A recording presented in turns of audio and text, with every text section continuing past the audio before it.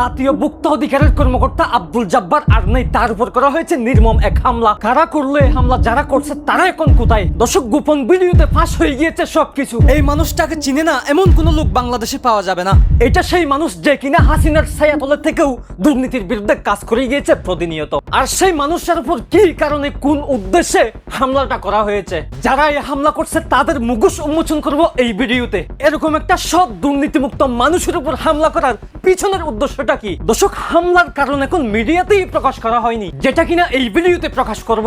একটি ভিডিও, একজন সরকারি কর্মকর্তা সোশ্যাল মিডিয়ার দাবি তার উপর হামলা হয়েছে।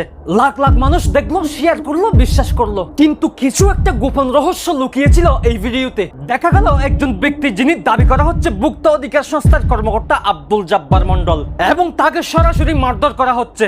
ভাইরাল হওয়ার ভিডিওর ক্যাপশন ছিল চমকে দেওয়ার মতো, ভোক্তা অধিকারের কর্মকর্তা হামলার শিকার। লোকজন ক্ষুব্ধ হলো, মিডিয়া চঞ্চল হলো এবং প্রশ্ন উঠলো, এটা কি দুর্নীতির প্রতিবাদ নাকি রাজনৈতিক প্রতিহিংসা? কিন্তু গবেষণা শুরু হলে একের পর এক অদ্ভুত তথ্য সামনে আসতে লাগলো। বুধবার সকাল থেকেই ফেসবুক সহ বিভিন্ন সামাজিক মাধ্যমে একটি ভিডিও ভাইরাল হয়, যেখানে উত্তেজিত জনতার হাতে এক ব্যক্তিকে মারধরের চিত্র দেখা যায়।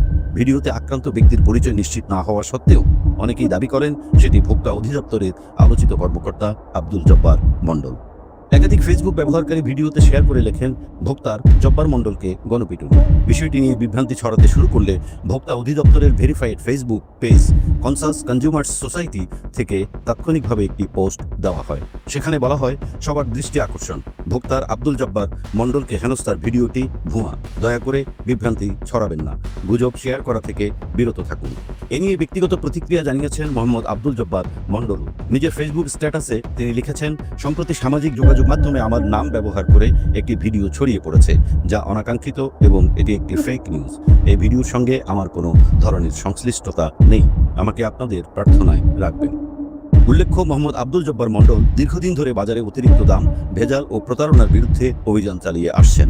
ভিডিওর সময় ও স্থান যাচাই করে দেখা গেল এটা আসলে পুরনো রাজনৈতিক একটা সংঘর্ষের ভিডিও, যেখানে উপস্থিত ছিলেন একজন স্থানীয় আওয়ামী লীগ নেতা। আব্দুল জব্বার মন্ডল বলেন, এটি চরম একটি রসিকতা, আমি নিজেই ভিডিওটি দেখেছি, এটি সম্পূর্ণ ভুয়া। এখন প্রশ্ন হলো, এই ভুয়া কাজটি করলো কারা, তাদের উদ্দেশ্যটা কি? এতক্ষণে নিশ্চয়ই বুঝে গিয়েছেন এই কাজটা কারা করতে পারে। দেশকে অস্থিতিশীল করার জন্য, একটা ব্যর্থ রাষ্ট্র হিসেবে পরিচয় করিয়ে দেওয়ার জন্য এই কাজটা করা হয়েছে, এবং এই কাজটা করেছে নিষিদ্ধ আওয়ামী লীগ। তারা এই ধরনের ভুয়া ভিডিও সংরক্ষণ করে ছড়িয়ে দিচ্ছে সোশ্যাল মিডিয়ায়, এবং দেশে একটা সংঘর্ষ সৃষ্টির পায়তারা করে যাচ্ছে প্রতিনিয়ত। মোট কথা, সোশ্যাল মিডিয়া থেকে এদেরকে একেবারে বয়কট করে দিতে হবে, কোনো কথা নাই। এদের কাজ হচ্ছে গুজব ছড়ানো, গুজব ছড়িয়ে দেশকে একদম ব্যর্থ রাষ্ট্র হিসেবে পরিচয় করিয়ে দেওয়া।